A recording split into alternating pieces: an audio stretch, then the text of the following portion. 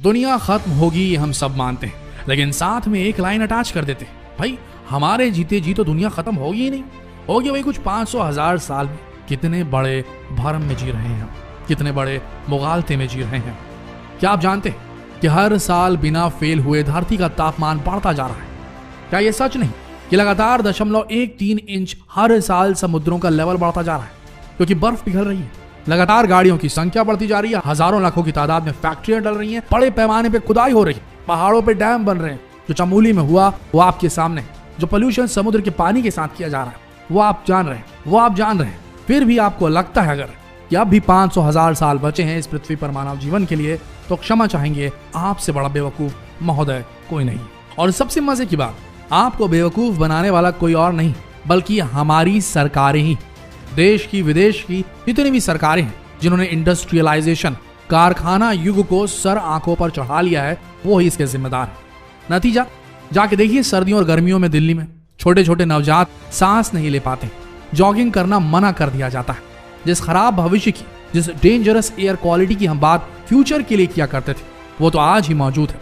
फिर क्यों हम चेंज नहीं कर रहे अपनी ग्रोथ का तरीका?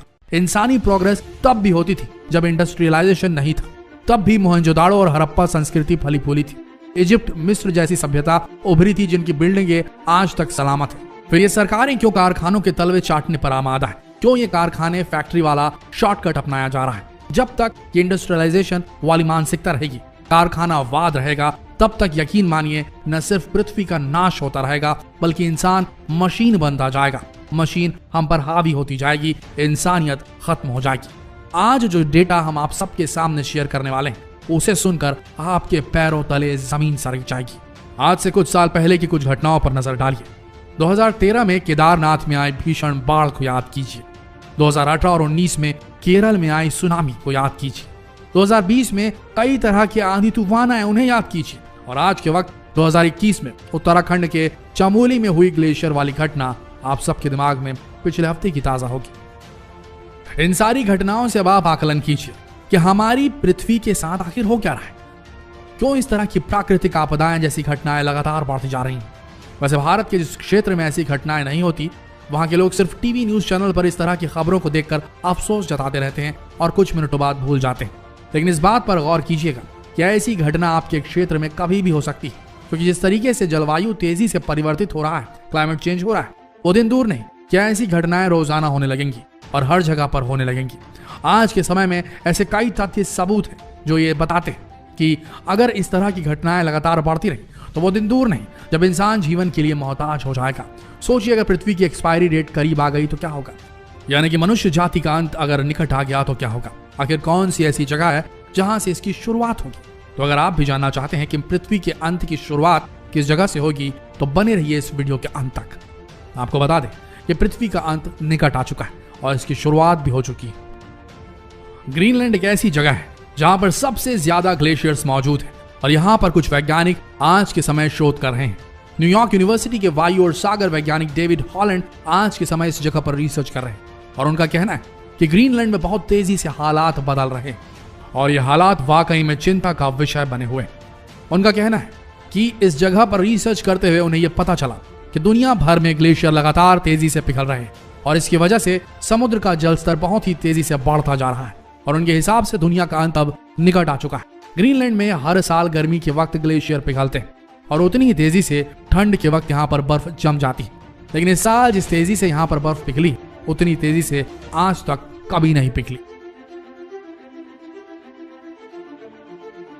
वैज्ञानिकों का मानना है कि इस जगह पर गर्मियों के खत्म होते तक 440 अरब मैट्रिक टन बर्फ पिघल जाएगी और पिघलने के बाद समुद्र का स्तर इतना ज्यादा बढ़ जाएगा कि ग्रीस जैसा देश 1 फुट पानी में पूरी तरीके से जलमग्न हो सकता है। और उनका यह अनुमान कोई गलत नहीं है, क्योंकि 1 अगस्त 2019 ये वो तारीख थी जिस दिन एक ही दिन में करीब 12.5 अरब टन बर्फ पिघलकर समुद्र में मिल गई थी और ऐसा आज तक कभी नहीं हुआ है। इस जगह पर स्टडी करने के बाद यह पता चला कि 2005 से अब तक इस जगह पर करीब 10 किलोमीटर ग्लेशियर पूरी तरीके से पिघलकर समुद्र में मिल चुके हैं। आपको शायद इन बातों पर यकीन नहीं होगा, तो जरा इस क्लिप को देखिए, आप समझ जाएंगे कि कैसे ग्रीनलैंड में बर्फ की बड़ी बड़ी चट्टानें पिघलकर जलमग्न होती जा रही हैं।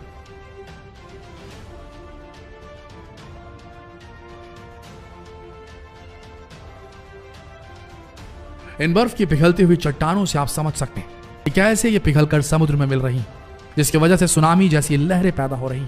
ऐसा नहीं है कि ग्लेशियर पिघलने की घटना सिर्फ ग्रीनलैंड में हो रही है, बल्कि इस तरह की घटना पूरी दुनिया में हो रही, जिसकी वजह से पूरी दुनिया में अनेकों प्रकार की प्राकृतिक घटनाओं ने जन्म ले लिया है। अब आप स्क्रीन में 1913 की ये तस्वीर देखिए। ये तस्वीर अमेरिका के मोंटाना की है। देखिए 1913 में ये जगह किस तरीके से दिखाई देती थी और 2012 में अब ये किस तरह से दिखाई देती है। अब तक आपने जो घटनाएं देखी उनमें समय का काफी ज्यादा लंबा गैप था, लेकिन अब आपको बता दें कि ऐसी घटनाएं बहुत तेज हो चुकी हैं। अब आपको जो तस्वीर दिखाने वाले हैं उनमें सिर्फ 2 साल का गैप है।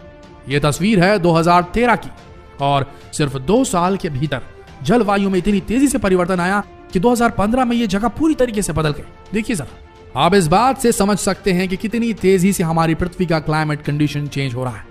ये समझ लीजिए कि जिस तेजी से क्लाइमेट कंडीशन चेंज हो रहे हैं वो पूरी तरह से इशारा करते हैं कि हमारी पृथ्वी अब अंत के कागार पर खड़ी हो चुकी है। और आपको बता दें, अंत पृथ्वी का नहीं, मानव जाति का होगा। पृथ्वी तो जहां थी वहीं रहेगी, नहीं रहेगी तो यह मानव जाति। आप में से कई लोगों को लग रहा होगा कि ग्लेशियर पिघलने से क्या हो सकता है। आपको बता दें कि हमारी पृथ्वी पर सिर्फ 29% ऐसी जगह है जहां पर सख्त जमीन है, बाकी हर तरफ पानी ही पानी है। और जिस तेजी से ये ग्लेशियर पिघल रहे हैं, ये पिघल कर समुद्र में मिलते जा रहे हैं, जिसकी वजह से समुद्र का लेवल लगातार बढ़ता जा रहा है। यही वजह है कि 2018-19 में सुनामी जैसी घटनाएं हुई थी। ग्लेशियर पिघलने की वजह से उत्तराखंड के चमोली में एक बेहद बड़ी घटना ने अंजाम दिया। और इसके अलावा 2013 की केदारनाथ घटना को आप कैसे भूल सकते हैं। सोचने वाली बात यह है कि आखिर ये ग्लेशियर इतनी तेजी से क्यों पिघल रहे हैं। इसके साथ साथ आपने ये भी गौर किया होगा कि हर साल गर्मी के वक्त तापमान तेजी से बढ़ता जा रहा है। आपको बता दें कि ये सारी घटनाएं हम इंसानों की देन है, जिसकी वजह से ग्लोबल वार्मिंग बढ़ती जा रही है। लगातार हम इंसान अपने स्वार्थ के लिए प्रकृति पर ऐसा कहर बरसाते आ रहे हैं, जिसकी वजह से प्रकृति हमसे बदला लेने पर आमादा हो चुकी है, उतारू हो चुकी है। आपने थ्योरी तो जरूर सुनी होगी कि for every action there is an equal and opposite reaction. और बस इस थ्योरी के साथ आप यही समझ लीजिए कि अब तक इंसानों ने जो एक्शन लिया था उसका इक्वल रिएक्शन अब हम इंसानों को मिलने वाला है और झेलने के लिए तैयार रहिए। अगर हमने इंडस्ट्रियलाइजेशन को छोड़कर अपनी ग्रोथ का कोई ग्रीन तरीका नहीं इजाद किया तो मानकर चलिए आपकी और हमारी यह लीला या हमारी जो जस्ट नेक्स्ट जनरेशन है वो तुरंत इसका फल भोगेगी। तैयार रहिए, मुगालते में न रहिए, भरम में न रहिए, अंत करीब है। जितना हो सके इस वीडियो को शेयर करें, शायद किसी की अकल ठिकाने आ सके और वो ये समझ सके कि प्रकृति और पृथ्वी को सिर्फ माँ कहकर छोड़ नहीं देना है, उसे माँ की तरह रखना है, इज्जत देनी है, रख रखाव करना है और उसे सहेजना है। शेयर कीजिए फेसबुक पर, व्हाट्सएप पर, यूट्यूब पर। धन्यवाद।